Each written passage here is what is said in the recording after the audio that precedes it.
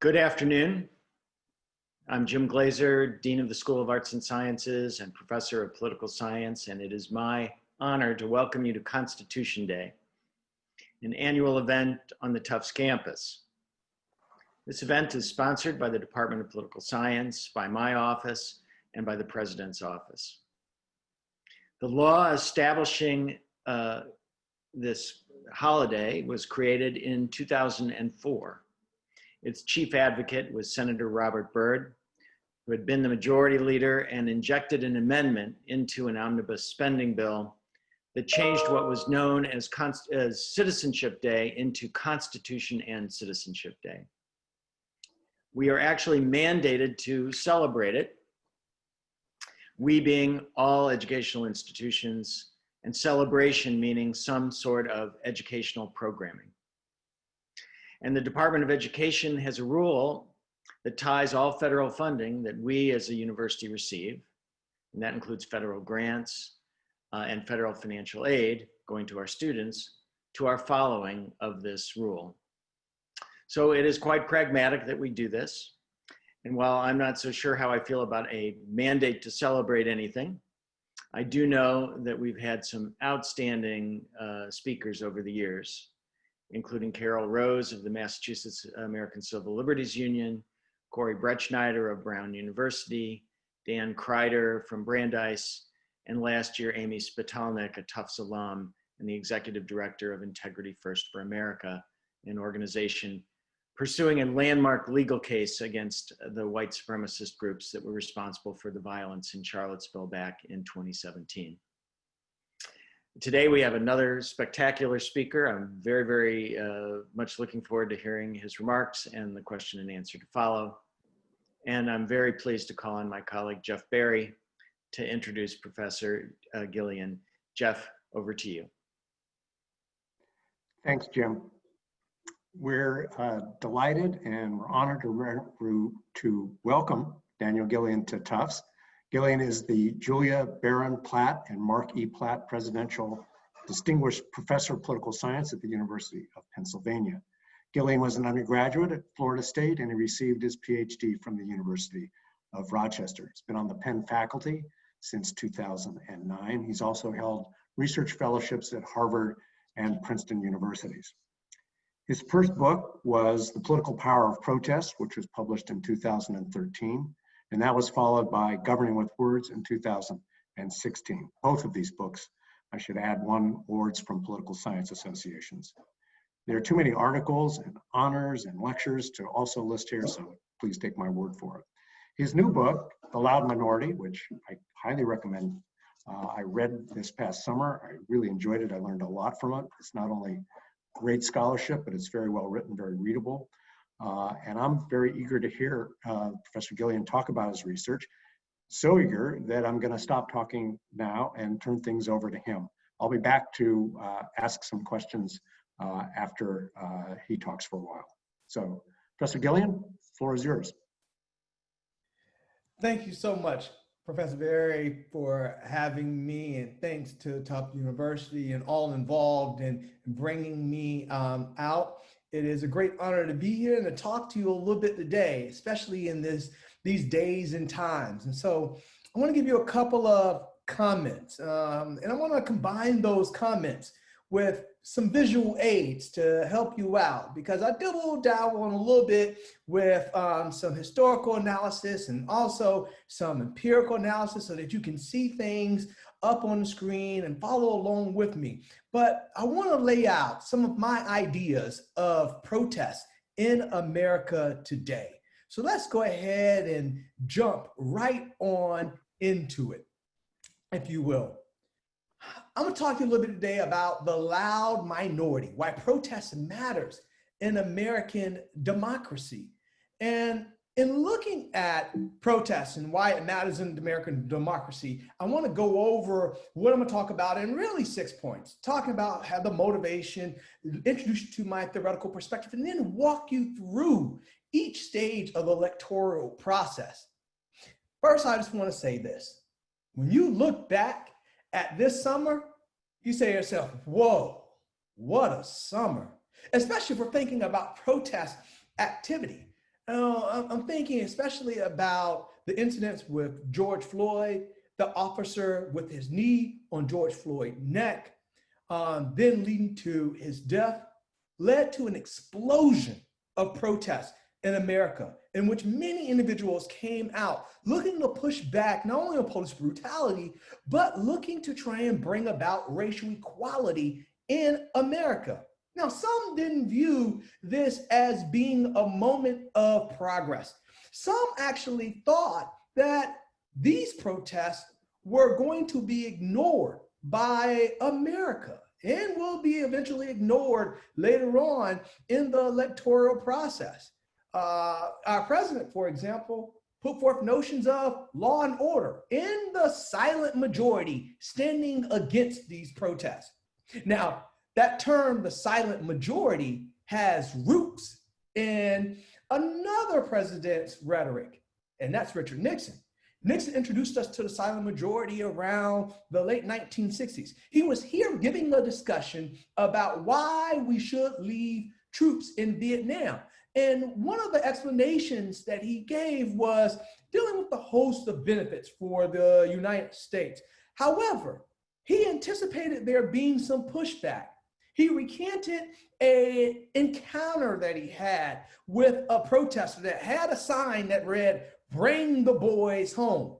However, Nixon's response to that was, "I would be untrue to my oath of office if I allowed the policy of this nation to be dictated by the minority." He later went on to say, "So to you tonight, the great silent majority of my fellow Americans, I ask for your support."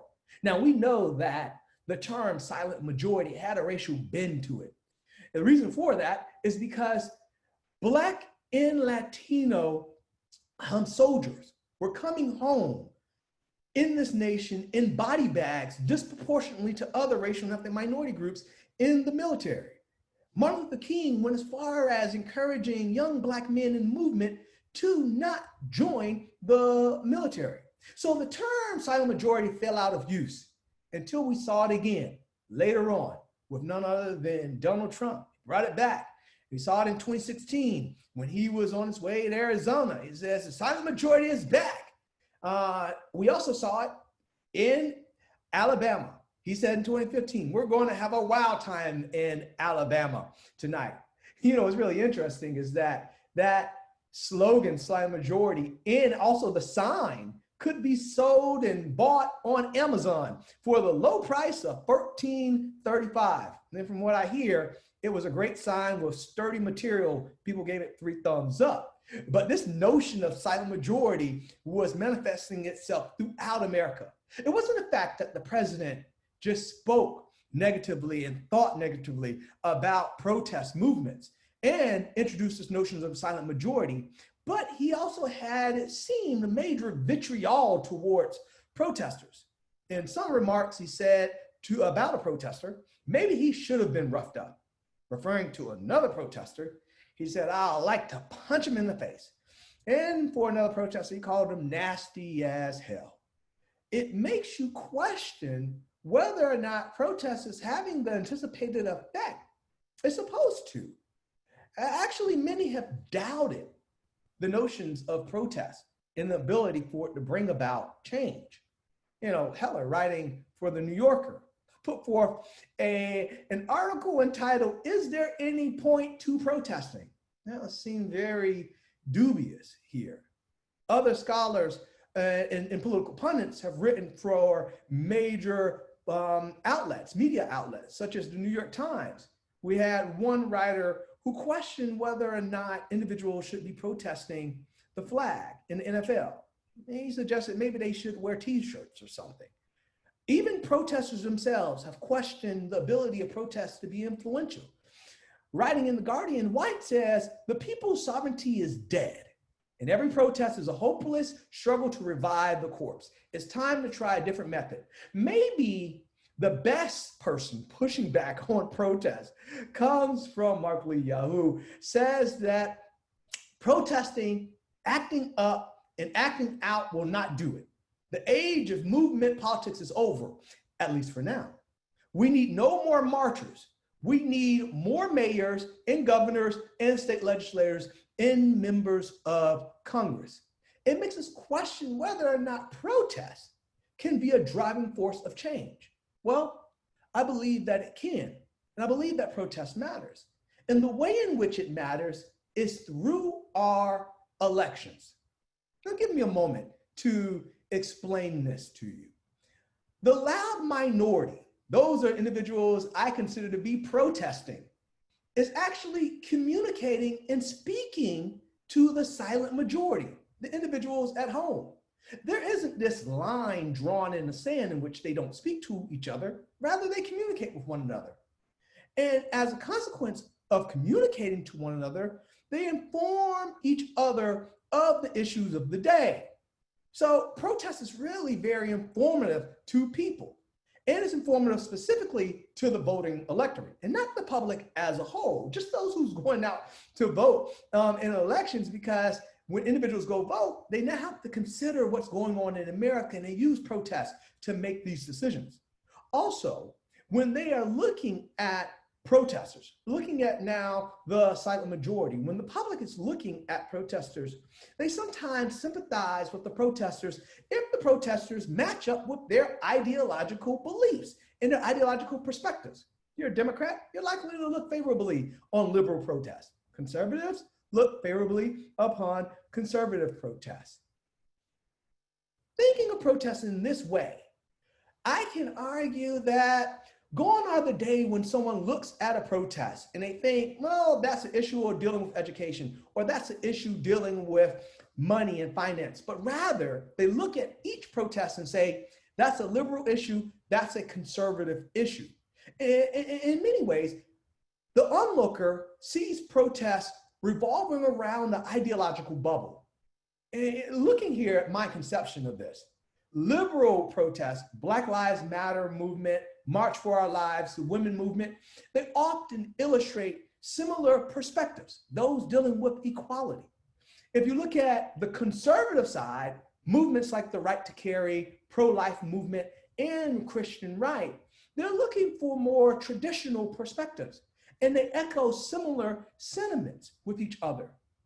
So we have protests now being viewed through an ideological lens, and protests over time is going to rise and fall, but it's going to rise and fall through an ideological perspective.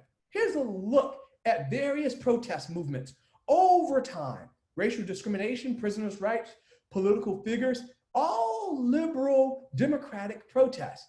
And I say liberal democratic protests because those issues are issues in which the Democratic Party owns, that people see them as being more credible.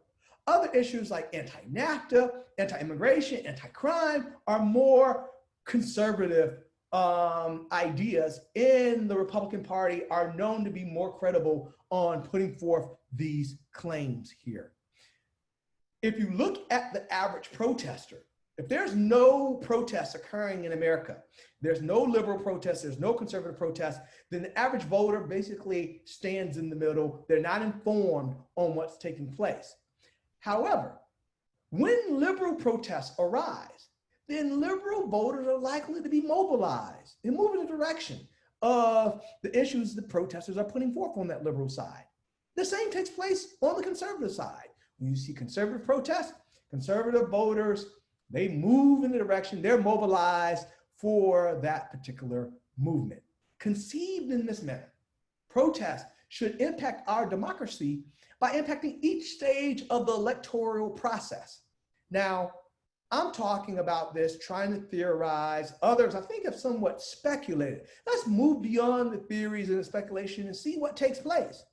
I actually have walked on the ground looking and talking and engaging with protesters. This is what I found at each stage of the electoral process, combining my interaction with some, a couple of empirical analyses. If you look at the political primaries, we see that my notion of the ideology on both sides begins to form. We actually went to the Democratic National Convention and the Republican National Convention in 2016. One was in Philly, the other one was in Cleveland, Ohio. And we asked individuals, why are you here? We're talking now to protesters, trying to get a sense of why are they engaging in this political process. And what we found is that many of them told us similar things, but it was around the ideological bubble.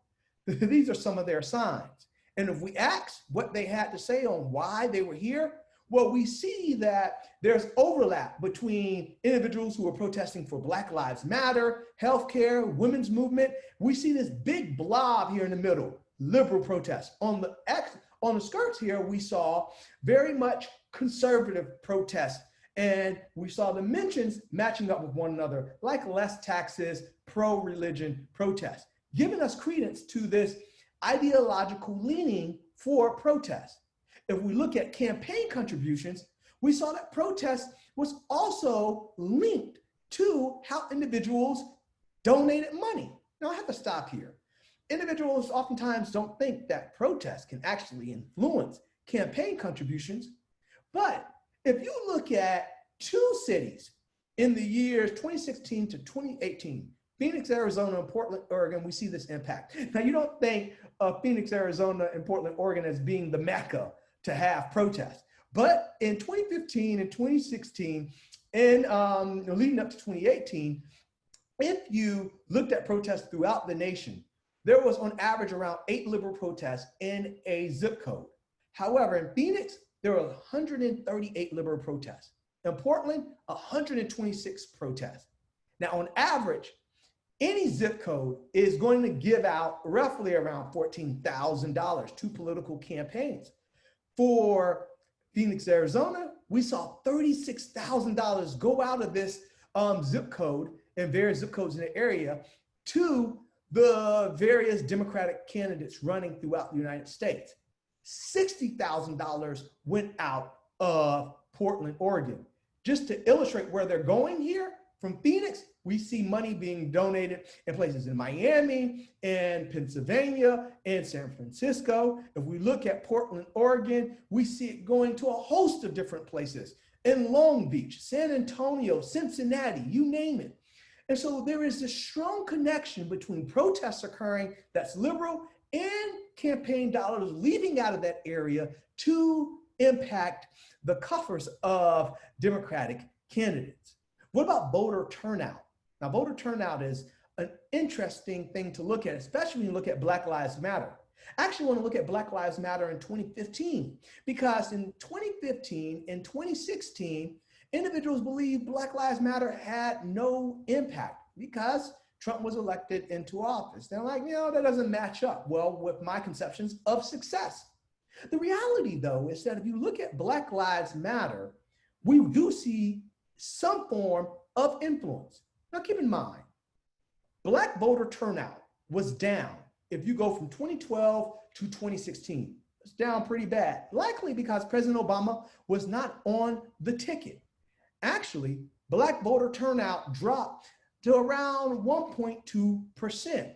However, those areas in which we saw Black Lives Matter take place, that movement take place, those protests take place, we actually saw an increase in Black voter turnout. In Minneapolis, for example, in the 5th Congressional District, 13 Black Lives Matter protests led to a 2.5% increase in Black voter turnout. And in my hometown here in Philadelphia, the 8 Black Lives Matter protests that took place was associated with a 1.5% increase in Black voter turnout, showing a major impact. The final impact that protest has on our elections is in the electoral outcomes. To offer you a substantive understanding of this, just 50 protests occurring in an election year will have this impact. It will lead to a 6% decrease in the Republican vote share and a 2% jump in the Democratic vote share. We can actually look at an example. One interesting example comes from Abner Mikva.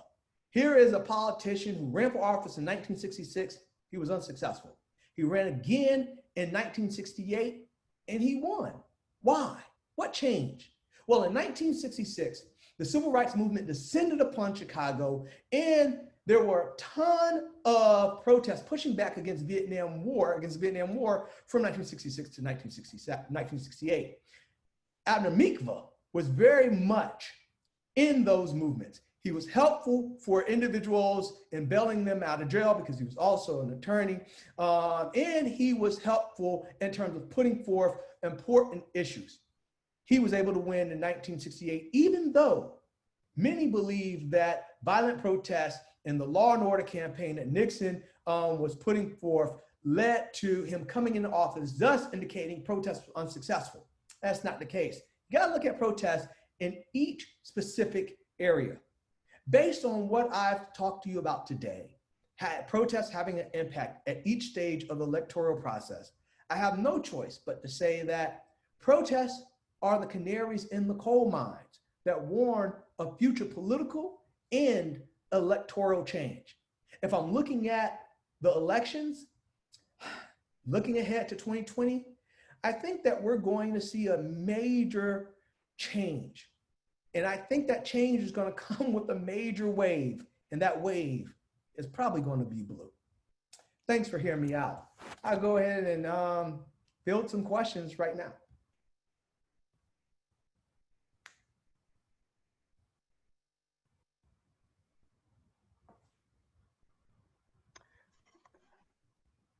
Thank you, Daniel. That was great. I enjoyed the PowerPoint to go along with my reading of the book. Let me address the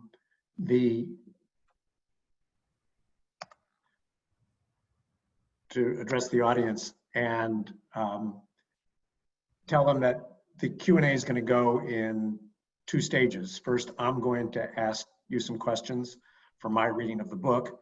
And then after about 20 minutes or so, Professor Shilkrop, my colleague in the Department of Political Science, has questions that have been submitted by students, and she will read those to you, and you'll answer those. So we're going to keep you here until you beg to stop asking you questions. So, you know, you write on this subject that it's actually more topical than I think when you started this research, but you created your own good fortune because you've been studying this, I assume, since you were a graduate student at Rochester. Yes. As a fellow political scientist, I wonder if you could tell us a little bit about your research, how you do your research, and how you started this. Tell us about, you know, your day in the library, or, you know, you started a little bit by saying you went out and asked the protesters, but expand on that a little bit, would you? Yeah, you know, I can. To be honest, I can take you back even farther than graduate school when I attended a satellite protest for the Million Man March in Miami. When I was a youngster, I couldn't afford to go to DC to march in Washington, so they had these little smaller satellite protests. And I remember protesting, and I was a teenager, and I said to myself, it was raining that day. I remember that, you know, one of those Miami days in which the rain comes in, it's thunderstorming, and then it just sunlight for, you know, right afterwards. But my hands were wet. I was the one carrying a banner. And after I finished with my soaking shoes, I'm like, did this matter? Did we change anything? I mean, was this even important? Could I have spent the day playing with the PlayStation or something like that? I mean, what sort of benefits am I going to get from this? And that has nagged at me throughout my life on my academic journey. And so when I went to Rochester to study political behavior, I was drawn to protests. Also, my grandmother was a major individual in the civil rights movement. She actually taught with Coretta Scott King. And I remember the day that I wanted to study protests, and I told her, you know, I have this dissertation in which I'm writing about how protests can be effective, not only to government, but to society. She said, why are you wasting your time doing that? We know that protest is effective. And I was like, oh, that's great. Maybe I shouldn't be doing this. And then I remember being stopped by one of my advisors who asked me, why am I studying protests? We know it's not effective because the only thing that matters is elections. And so I said to myself, oh, this is a great thing to study. So that's how I came about studying protests and elections and its impact on society. The way in which I measure and analyze protests is a combination of walking, talking with individuals. I mean, this is part of my life. I mean, some people do research from a bird's eye view. I do it not only from a bird's eye view, but in-person, hands-on sort of thing. So I survey individuals, I listen to what they have to say. I engage in protest activities, sometimes as a fly on the wall, sometimes pushing forth concerns. And I also do major empirical analysis in which I track protest activity by looking at a host of different things. Twitter, looking at newspaper articles and things of that nature, analyzing protests in the best way I know how. And I compile it together to see whether or not what I'm talking about on the streets and what I'm hearing matches up with that empirical data rigorous analysis. And so that's how I got into it. That's how I study it. As somebody who studies interest groups, I want to try to get you to put this into a larger context. We know that social movements often sort of peter out. The Black Lives Movement matter, has gone up and down, and it's recently went way up in terms of visibility and broad support. And now there's something of a backlash against it, propelled by conservatives and the president. Could you put this into a larger context? What do we expect to happen over time? Is this sort of typical? I think that the issues in which individuals are protesting in the Black Lives Matter movement, the issues aren't new, but some of the tactics and the reception to these protests and the response is slightly novel, at least the level of pushback. We've seen, as I illustrated with Nixon, the notions of the silent majority, law and order. But I think this time around, President Trump has really bought into this. And I think other conservative pundits, in which if you turn on the news, depending upon what station you turn on, you're going to hear nothing but negative perceptions, nothing but violence and destruction. And I think that is somewhat different because it's greater, it's exacerbated than what we saw in the past. But protests can have the sort of ebbs and flow in public opinion, in which the nation sort of embraces it, then pushes back, and then finds a way to embrace it again. But what's changing more so than the movement, I think the individual's perspectives, is the way in which it's covered, in the way in which individuals are talking about the movement. I think that's what's really changing. If I'm looking ahead, I think that individuals have been influenced by this movement, the Black Lives Matter movement. People are talking more about solutions for racial and ethnic inequality in America. They're talking more about ways to improve what's happening in America and in the Black community. We see individuals donating money to historically Black colleges and universities. That trajectory is a trajectory that might lose a little steam, but it's a different path now. A path that is quite different than 10, 20, 30 years ago. And then finally, I'll say, as I'm looking ahead, if you're looking at what sort of response individuals will have for the new trajectory of protest movement, we got to look at the elections. The elections, people will, I think, assess the success or failure of this movement based on the elections, when in some vein is somewhat unfair because it's been successful at this point. It's successful enough where it's changing hearts and minds and it's getting people to talk. But people want to look at elections. They want to look at policy, which is important to do as well. And I think if you're looking ahead, we're going to see the same thing that we've seen in the past, and that is the elections will be affected by protest activities as they have been over time. That was such a powerful answer. It made me feel optimistic. You should. Really good. Thanks.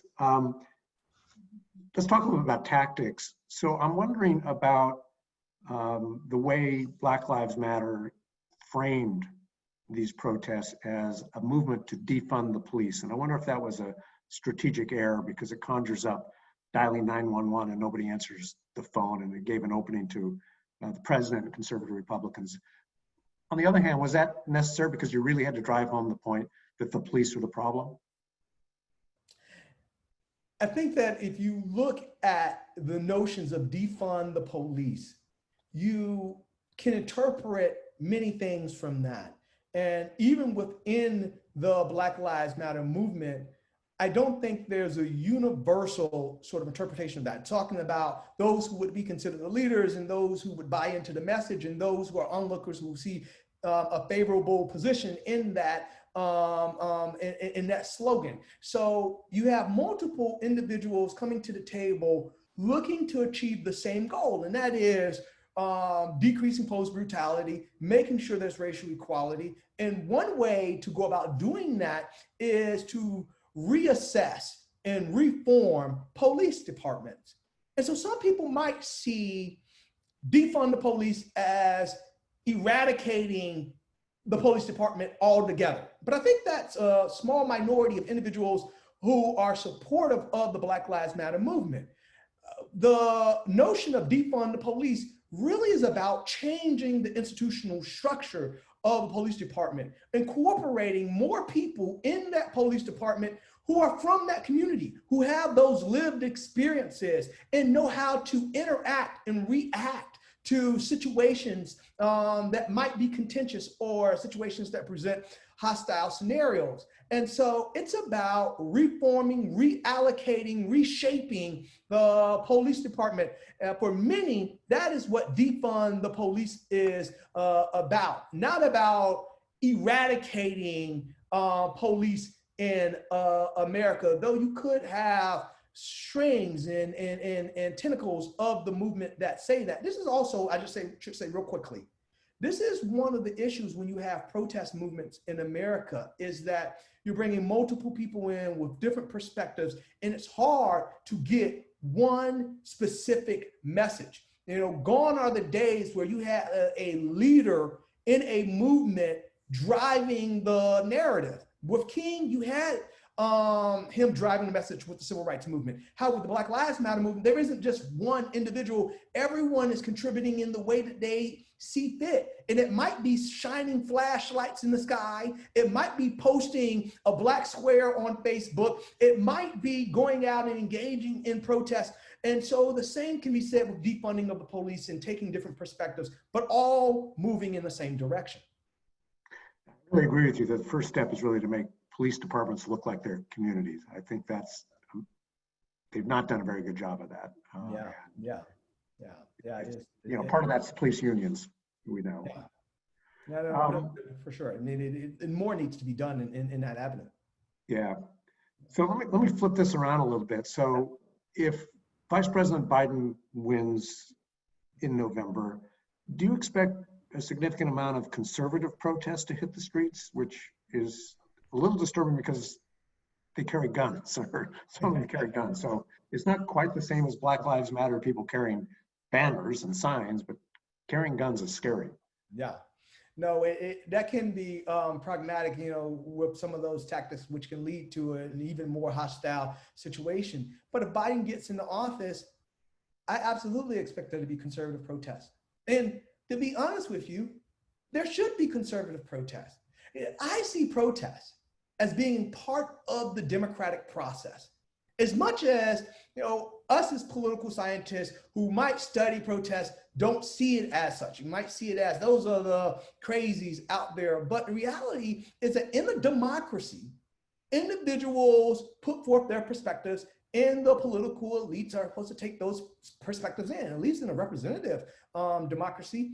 If we rely on just voting, then we're missing out, because you can vote at most once or twice a year. What are you doing the other 64 days of the year? Are your perspectives not being heard? So I do expect there to be a conservative pushback. We saw this with President Obama in 2010 with the Tea Party movement, and it had the effect that we expected.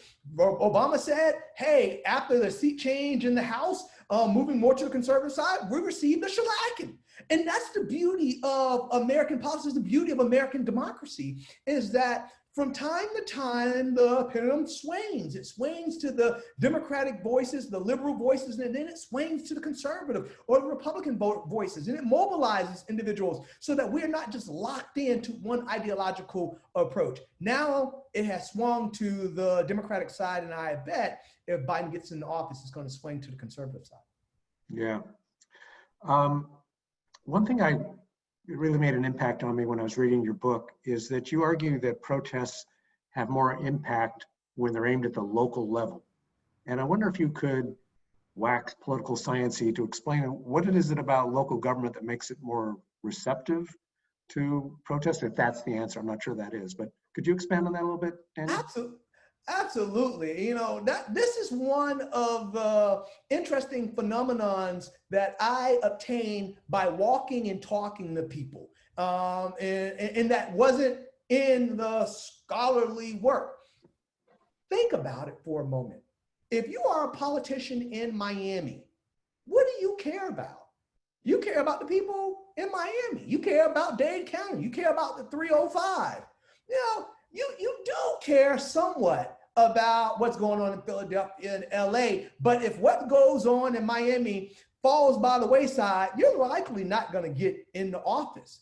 And so when politicians are looking at the world around them, they're paying attention to their constituents. If we're looking at congressional behavior, and that's what's occurring, is that politicians look at their backyard and they make decisions based upon what's occurring in their backyard. And so for us to understand protests, we got to say to ourselves, hey, where is this occurring? And then look at the response in that area. Take Maxine Waters, for example, with the Rodney King riot. Some individuals felt as though that didn't have as much of an impact, but even individuals that have a liberal perspective, when they see liberal protests, they become even more liberal. And with Maxine Waters, she began to change her perspective on issues. She changed the policies she was introducing in Congress because she was trying to pay attention to the constituents. Now, when you go to the national level, the president, well, his constituency is every single American. But voters are listening to what's going on in their backyard when they're looking at the president. So those places that have protests, those voters are going to look around for a shortcut. You know, they're going to say, hey, what's happening in America for me to make informative decisions? And so they're going to pay attention to protests. And protests is really like a local newspaper. It's funny to think of it in that way, but it highlights issues. It indicates passion. It's actually better than newspapers and other media outlets because it's so real, so raw, and so informative. In the book, you also talk about social learning. The protest teaches people. It's a form of social learning. In our society now, we're so polarized that we seem like we've already made up our minds up on most things. Is there social learning in a polarized society? I think there is some major sort of learning that takes place, even in a polarized society that stems from protests. You're not going to get it on every single issue, but you will get it on at least some of these grandiose events, which changes individuals' perspective. What took place with George Floyd was one such moment. It was a moment in which people stopped to ask, at least to ask themselves, is this happening often? Like, is this something that just by, I don't know, by chance, someone was rolling their camera and caught this? Or is this something that occurs in America all the time that I was not informed of? So now we are learning more about how police departments work based on what happened with George Floyd. We are paying attention and being informed of the allocation of money. We're talking about defunding the police, the tactics that police officers take, the statistics on how often they are pretty much pushed back against, how much racial bias is seen within those communities. So we're talking about these things now in a way that we hadn't, and we're being informed by some protesters who are setting the agenda. They are setting the agenda by saying, this is what we want to do. This is what we want to talk about. Take, for example, another protest movement with the Breonna Taylor. That family just received $15 million, around 15, I think it was, from the local city government there. But they were quick to say, hey, the movement has to continue. There has to be greater discussions of how individuals can come unannounced, knocking on your door and just opening fire. That is aggressive. So the average citizen now is being informed on policing in the Black community in ways that they were not. I mean, if we were having a test, I don't know if everyone would get A's, but we definitely have gone from D's and F's to C's and B's. Yeah, I was impressed that Taylor's family insisted in the agreement that reforms be made in the Louisville Police Department. They just didn't take a financial settlement to, help them in terms of the wrongs that were done to the family. Let me ask you one more question, and then we're going to bring the students in. A unique form of protest this year has been from professional athletes. So the basketball players are in their uniforms have slogans, say her name, Black Lives Matter, equality. Football players are also protesting. Is this having any kind of impact, or is it just, some very wealthy people, sort of alleviating their conscience? It's having a major impact. And some of this we can't see. It's reminiscent, in my perspective, to asking whether or not President Obama had any impact on the Black community in thinking about what they can achieve and what they can do. Now, measuring that is hard, right? But Right. if you're talking to young Black children, the idea that I can now be president is a realistic goal because you've seen a Black president. And so when individuals see individuals like players like LeBron James, when they see other superstar players or in the NBA, Kawhi Leonard and Beyonce and Jay-Z, individuals in the Black community pushing back, arguing for change, saying now is the time, it now becomes the hip thing to do, the fashionable thing to do. And it's not to say that individuals, younger generations weren't paying attention to these things. They were. But now they're saying to themselves, hey, if LeBron James, Beyonce, Jay-Z, if they're out doing this, what can I do? What sort of role can I play? So I don't believe it's millionaires saying themselves are looking on from their high horse, like, let me maybe improve my brand or just say something and it's superficial. I think these individuals sincerely can care about these issues because inequality works no matter what stage of the financial ladder you reach as Black men and women in this nation. And so you say to yourself, I got a platform, I can do something now. As we've seen other Black sport athletes engage in during the Olympics and other times in America, we see this taking place now with some of our celebrities in the Black community. Thanks. I think hopefully we're going to make a very smooth transition from me to my colleague, Deborah Schildkraut, chair of the Department of Political Science, and then she has some questions that have been submitted. And so I'm going to turn things over to her. Sounds good. Great speaking with you, Professor Barry. It was awesome. All right, thank you so much. And before I jump into our questions, first, thank you for being with us here today and talking about your research. And thank you to all the participants who've joined us. Dean Glazer pointed out to me that in our zeal for diving right in, we forgot to thank our co-sponsors for this event. So let me just take a moment to acknowledge that this event today is being brought to you by the Political Science Department, by the Tisch College of Civic Life, by the Office of the Dean of Arts and Sciences, and by the Office of the President. And so thank you to all those co-sponsors. And I particularly want to highlight the incredible work of our staff in making everything today run smoothly, particularly Jess Burns and Andrew Alcresta. So thank you very much to them. And to those of you who have submitted questions, we have a lot of great questions. You may not hear your question word for word. I'm going to be doing some paraphrasing, and there are a few reasons for that. One is because we got a lot of questions that are on similar topics, so I'm kind of consolidating them to give us more time to address a wider range of questions. And for some of them, I'm paraphrasing just to make them a little bit shorter so we can allow more time for answers. So with that introduction, let me dive right into some of the questions that were submitted from our audience. One is, what do you think is the best way for me and others to safely protest and continue to express our opinions during the pandemic?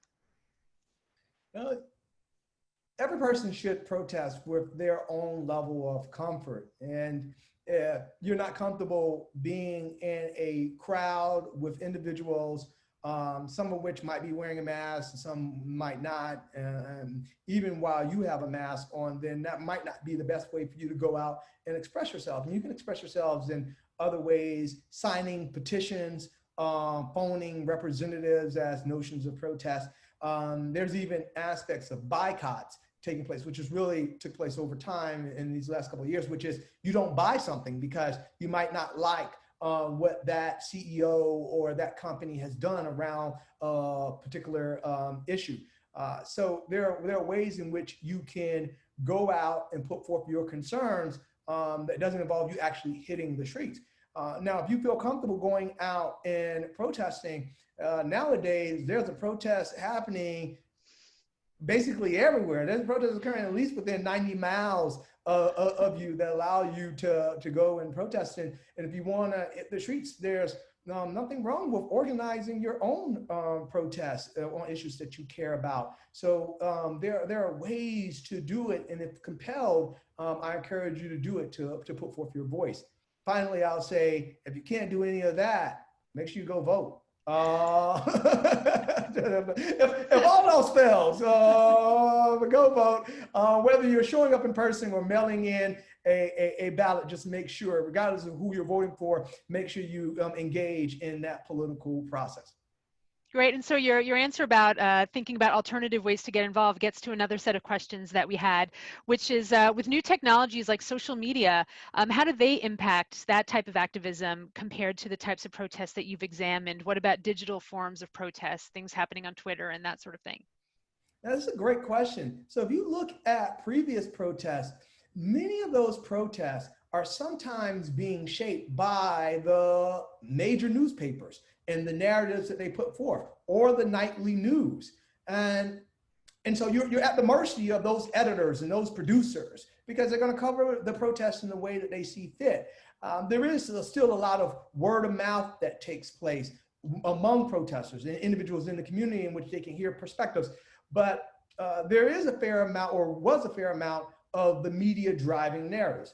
In today's society, we have social media, we have Twitter accounts, we got Facebook accounts. So even if you have a major news conglomerate putting out their narrative, you have individuals talking to themselves on Twitter, tweeting, this is what I think, these are my perspectives. And so they're creating new narratives that we couldn't have seen before. And that's why I believe that this grassroots movement has basically grown more grass. there's more of individuals able to engage and interact with one another, thus taking it out of the hands of the elites, whether that's political elites or whether that's political pundits or whether that is some news conglomerate. Great.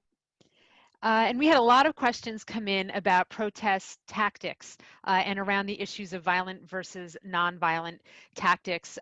Professor Berry also talked about protesters themselves who may show up with guns. I was thinking about just before all the Black Lives Matter protests started this summer, we had some armed protests at state capitals over the state lockdowns and anti-mask mandates. So that's one perspective on violent versus nonviolent, but also thinking within the same movement, there might be violent or nonviolent tactics. And is one type, do you think, more effective based on the work that you've done or work that you know?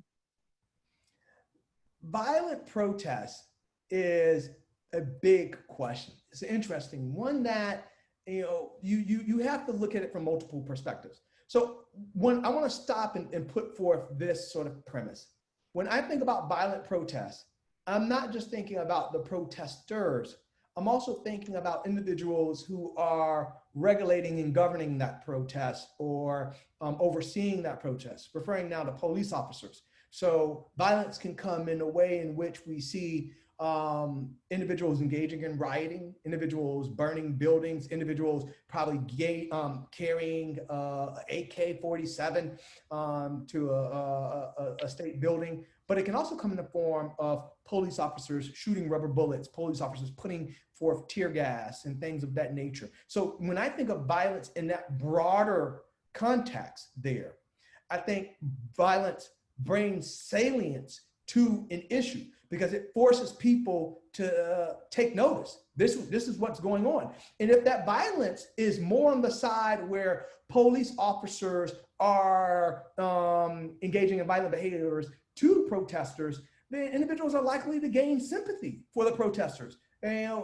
we can look back at Little Rock or Selma with the Edmund Pettus Bridge. People think of images of John Lewis when he was with the Freedom Rides, when he stepped out of that bus and the Ku Klux Klan had basically beat him down where he was bloodied. And those pictures, they resonated with the American public, saying to themselves, this shouldn't take place. We're now seeing also violence on the side in which individuals are engaging in arson and those sort of violent acts.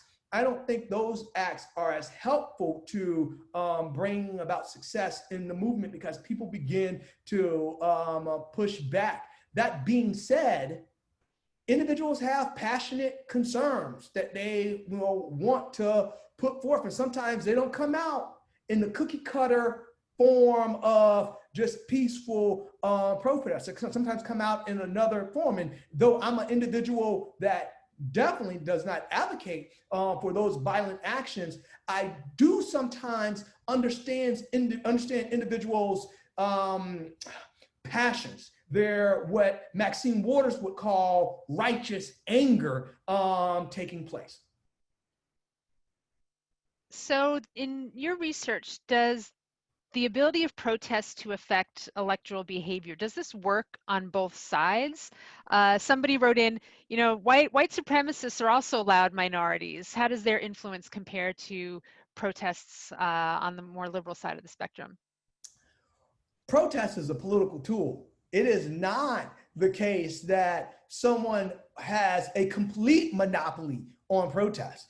Some individuals might use it more, and it might be known as a louder rallying cry for one group over another group. We know that racial and ethnic minorities have used protest, Chicano movement, Asian American movement, civil rights movement, more so than we've seen on the conservative right. But white supremacists can definitely engage in protest, and it rallies the base. Now, some might say, you can't lump in white supremacists with a political party. The reality is that if you look at the history of white supremacy, it has, at least in modern time period, has been more associated with conservatives and the political right than it has been with the left. And so I believe that the protests dealing with white supremacist organization is going to mobilize others who see it the same way, which could potentially be a benefit for the conservatives. And what about backlash? I mean, so even when we see protests happening on the liberal side, this might activate and engage people on the conservative side to donate more and to turn out more and to vote more, in which case they might cancel each other out. Is that a likely possibility? It is definitely a possibility to get some backlash. I mean, we saw backlash in 2016 with the Black Lives Matter. I mean, there was and still is statements put forth by Mayor Giuliani, who said the slogan "Black Lives Matter" is racist. That's what he put forth, and others echoed this same sort of notion. However, is it the case that people's negative perception of a movement impacts their electoral activity? And looking at the latest survey dealing with Black Lives Matter coming from the National Election Study, I find that there is not a relationship between protest perspectives and voting when it's negative. So individuals who had a negative perception of Black Lives Matter, that did not lead or was not correlated with their likelihood to vote. However, those who had a positive perception, that was correlated with their vote. So positive perceptions of protest, whether it's liberal or conservative protest, is more mobilizing from my research than those who have a negative perception. So they might be negative, but something else is driving their likelihood to vote. And it's not oftentimes the negative perceptions of protest. And do you expect that will hold up in 2020 as well? I think so. At this particular time, I think that you're going to also have some influence where the negative perceptions might get people out. It might even cause people to donate money because it is at such a level that I don't think we've seen it like this before. However, the positive perspective is also going to be out there, and a lot of times it's drowning out the noise coming from the negative side. There is no doubt a segment of society that sees protest on racial and ethnic inequality, they don't like it. Or they might be put off by some of the violent aspects. But there's also a huge segment of society that see these events, say something has to change. It has to change now. And the reason why you might even see the violence and the negative perceptions occurring is because the root problem is racial and ethnic inequality that the government might not be willing to address. So I think we're going to see a blue wave take place. And we got a little taste of this in 2018. The Women's March, March for Our Lives, were protests that took place, and we saw a seat change in the House. We saw a lot of seats going to the Democratic Party. I think a similar thing is going to take place. We might be fooling ourselves to think that it doesn't happen. But hey, I don't have a crystal ball. I'm just throwing this out. Well, I think a lot of people who posted questions might be encouraged by that answer, because it seems like a theme through a lot of the questions that we got is concern about how the current protests are perceived, and this feeling like they're perceived negatively, and so that it would be counterproductive. So I think the finding that you just described might be welcome news to some of them. And that gets to another question that was posted, which is whether past protests would have been seen as unpatriotic in their time. The person who posted this specifically mentions things like the Boston Tea Party, but I guess the question is it only with hindsight that we come to see them as you said, protests being an essential positive aspect of the American political system, as enshrined in our Constitution is our ability to do it, but when they happen in any time, are they seen negatively? And it's only with hindsight that we appreciate its value. And I'm sorry, there was more to this question. Is Black Lives Matter, do you think it's being viewed unusually harshly? If so, or is this something that we always see when protests happen? It is something that we see the views of, viewing protests in a harsh manner, but there's a racial component to this. Oftentimes when you see protests, in particular, dealing with the African American community, with African Americans, in the moment in which the protest occurs, the vitriol is massive. You can look over time. Choose an issue, anti-something protest, anti-feminist protest, anti-environmental protest. Those protests are not nearly as rigorous and doesn't have nearly the amount of passion and power as anti-racial protests, anti-civil rights protests. The protests looking to push back on the civil rights movement in the late 1950s was immense. I mean, you only have to look at the Little Rock Nine when they're trying to make their way out to the school. What the crowds of people spitting on them and pushing back was just, it was unprecedented. And so when you have Black protests that occurs, it is viewed in a negative light. Now, I think Black Lives Matter protests already received their negative pushback in 2016. In 2020, you look at the polling today, there's actually a more positive perception of Black Lives Matter in that movement than there were, let's say, 4 years ago or 5 years ago. So race does matter, but if you're trying to apply this to the Black Lives Matter movement, I think that individuals have gravitated to a more positive perception, even with the violence and being portrayed. Last thing I'll say, just real quickly, is that the same way ideological protest plays out with voters, and I'm talking about just that liberal conservative bend, is I think the same thing that's taking place now. The national media organizations are playing to their basis. The individuals who are going to see nothing but violence and hysteria in the protests are probably going to be leaning more in a conservative perspective. The individuals that will see these protests as potentially being frustrated individuals, yeah, there is some aspect of violence, but the root cause of that is this pushback that we need to have on racial inequality and police brutality are likely going to be on the liberal side. We had a question that was specifically about one of the slides that you showed when you looked at Portland and Phoenix and how those local protests generated higher than average donations. The question was, how does that take into account population size when looking at average donations where these are pretty large cities?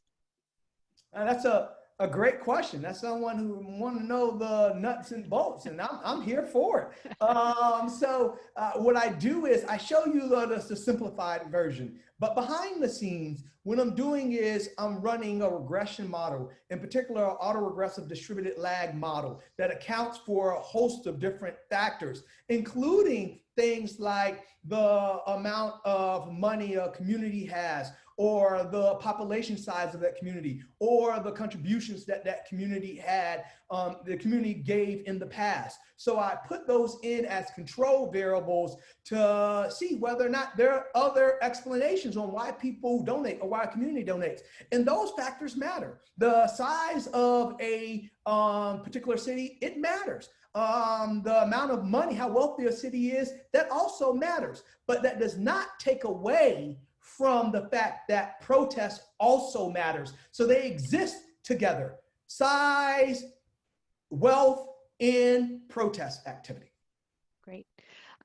So I'm sitting here in my office and I haven't been moving enough. The lights went off in my office, so I just wave my arms. That's why I'm waving my arms, sir, for the lights to come back on. So we have another methodology question for you. Okay. And this one is asking you to speculate, though, about the 2020 election a little bit. So even before this summer's protests, the writing was kind of on the wall that Donald Trump is in trouble, that Biden is likely to do well with the electoral college, with the popular vote, and possibly with the electoral college vote. And could it be that pre-existing mood of being against Donald Trump is what allowed the protests to take root the way they did, and that's what would be driving election outcomes in 2020, that this pre-existing trend against Donald Trump is causing both and not really the protests driving the election outcomes? How could we how could we figure out what's due to the protests and what's due to the mood already being moving away from Donald Trump?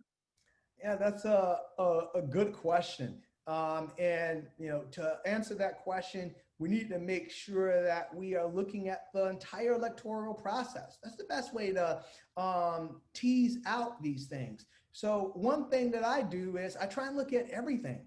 So if you're looking at election campaign donations, for example, if it's the case that people are just pushing back on Trump, campaign donations should have been the same post George Floyd as it was pre George Floyd. I mean, because if you hated Donald Trump before, you hate him now, and so you should have given money back then. But I think that we've seen a massive increase in campaign donations on the liberal side. Even the individuals running for office, we see some electoral outcomes in the primaries that we probably didn't expect. Individuals in New York, for example, who really embraced that grassroots message, we saw their support go up. Also, if you look at voting drives, the number of people who are registering to vote post George Floyd and those protest activity, we're seeing an increase in that. So there's ways that you can look at this and say, people have had a negative perception about Trump for quite some time. And that perception might have grown over time, but it is unique to see protests having a spike up and things associated with protests also spiking up that we can give protesters credit for doing. So this is a similar question, but a little more cynical, that there certainly was police brutality between 2016 and 2020, yet it was. Is it a coincidence that we see protest activity coming up in election years, or and the way the person who posted this question, they said, are African Americans being played by the Democratic Party? Is this some tactic to generate support when maybe support for the larger goals of the movement isn't really sincere? That's a great question too. I write about elections, but I don't want you to walk away from this thinking this guy just cares about the vote or the Democratic Party. I talk about elections in the Democratic Party in this way because this is what many individuals who study political science and political pundits, they see as a barometer of success. Well, if it's not influencing the elections, then it's not successful. The reality is that protest has multiple influences. Some can be election outcomes, and then some can be changes in perceptions in society. They can be the way in which we interact with one another. They can be the way in which we look at these issues. And so that's what I hope is taking place, and I believe is taking place. I don't believe that the Black Lives Matter movement is being played. The reality is that the road to progress, racial progress in particular, is slow. African Americans have been engaging in movements dealing with racial equality for some time. This is the aspect of learning. Right? We're learning how long this struggle has been going on. It's not just George Floyd. I always say, George Floyd was not the catalyst.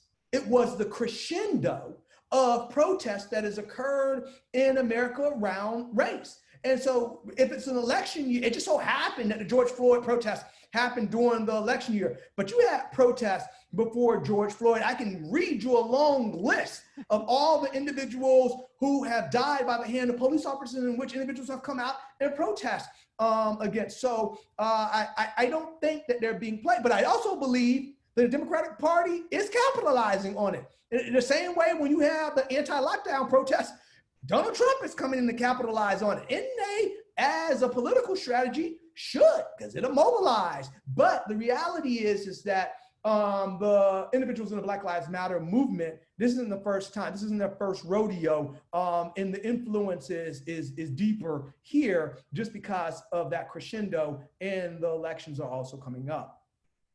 Yeah, I think one thing that struck me reading your book is the sheer and steady volume of protests that there have been over the past several years that just don't always get national media attention. It doesn't mean that they're not happening and that local officials aren't hearing about them and paying attention to them. We had other questions, I think you addressed it already, but about how this affects local politics. But that's one thing that comes across in your book, is how these have been ongoing for a long time, but in terms of the happening everywhere simultaneously and with the volume of media coverage is what's new now. You're right. Now, and let me just add on to that. If you look over time, I wrote another book about governing with words, just talking about how presidents talk about race and politicians talk about race. Over time, if you look at the moments in which presidents spoke most about race, protests on race was in the background. that's when they talk about race. So oftentimes protest is putting these issues on the agenda. Yeah, great. And we have someone who wants to know, how big does a protest have to be to matter? Oh man, that's a good question. Some of these questions remind me of the days when I was first writing these books and papers. I'm like, I got to address that because that's important. I mean, I sit down and wonder about these things. The reality is that the size of the protest is but one component of the protest influence. I tend to look at protests across various characteristics: the size, the length of time the protest occurs, whether or not it's supported by a political organization, whether or not a police presence is there, whether or not it's violent, whether or not there's a death. I mean, you just go down the list. I actually have a scale that goes 0 to 9. And I say, the more characteristics a protest has, the more likely it is to be salient. I have a cutoff at whether or not it's over 100 people. But the reality is that it can be 5 people in a protest and there's a death that occurs at that protest event. That can make it just as salient as a protest that has 1,000 people. So I look at the influence as being on a gradient as opposed to a dichotomy. You have this, you're going to be successful. But rather you have this, that, not have this, that, and this, then that means that you have a greater probability of influencing what's going on. Yeah, that question really makes it clear how many difficult decisions you have to make when studying this and trying to uncover the actual effect. Absolutely. So I'm going to use the organizer's prerogative to ask the last question. There, you spend time in your book talking about protests that happen at party conventions and how the conventions create a great opportunity for activists to be heard and be seen, both protesting their own party, so liberals doing protests at the Democratic Party, but also liberals protesting the Republican convention and the different dynamics that happen at conventions. And this summer, we had very unusual conventions, and I'm just interested in your thoughts on you know, you seem pretty optimistic and bullish that these protests are going to matter and affect the election, but that seems like one area where there was an opportunity that was lost, and so I'm interested to hear your thoughts. Yeah, thanks for that question, man. I was looking forward to heading out to these conventions, and surprisingly, the party conventions are truly party-ish. It's a nice thing to go out to these, and so that didn't happen this year. Individuals weren't able to really go out, and at least in mass numbers, to these conventions. And so some of that influence that protesters would have had on party platforms and what was being said and what was being discussed was lost a tad bit. That being said, if you look at the days right after the Republican National Convention, what do you have? You have the March on Washington taking place. You have news coverage of that. You even have discussions of that occurring while the Republican and the Democratic National Convention is taking place. And so let there be no mistake about it. We lost that sort of visual of hundreds of people protesting. And this year, oh man, it would have been a sight to behold at the conventions. But we gained a little bit with the March on Washington, celebrating that anniversary there. We also gained a little bit by individuals continuing to have protests in other areas. So protests were occurring while the Republican National Convention and Democratic National Convention was taking place, but just not there. Last thing I'll say about this is that you still have these other components of the electoral cycle that I think have been amplified. The contribution to political campaigns jumping up. I think voter turnout is jumping up, and people have a greater eye watching it because we have a lot of things going on with the mailing system. And I think the electoral returns are going to be more favorable on one side than the other. So. All right, I'll give you one opportunity for any last parting words for our audience in the remaining weeks before the election. Yeah, let me just say this, that I'm not sometimes people see me, a Black man, talking about protests, and they immediately jump and say, that's some sort of party hack that is, yeah, of course he's going to say this and what have you.